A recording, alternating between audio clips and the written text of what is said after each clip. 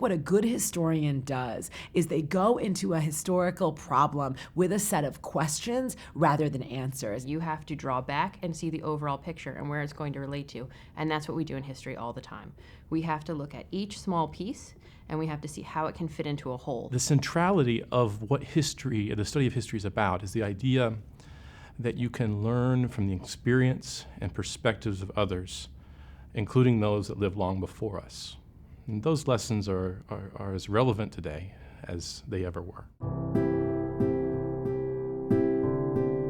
History is looking at past parts of the world in different places and times and making arguments about it and interpreting it. And we do that through the leftover pieces of those past worlds. Historians debate the past, we interpret the past, we look at past events and try to figure out what's new, what's not been said. The most complicated and interesting issues in the world tend to be things where two reasonable people could see them differently. Truth is a very complicated concept. No two historians will come up with the same story from the same source. At our very best, we refuse to answer a question with preconceived ideas. Every single thing I look at, I'm constantly deconstructing to find what is the historical context behind this, what is the deeper meaning, whose voices are being heard, whose voices are being silenced, and why. We ask good questions, and then we go to the sources to find answers. The answers that you come up with to those questions are almost never the answers you thought you had at the beginning. I was studying the history of slavery. I loved Frederick Douglass. He was my hero. One day my mentor took me to the archive for the very first time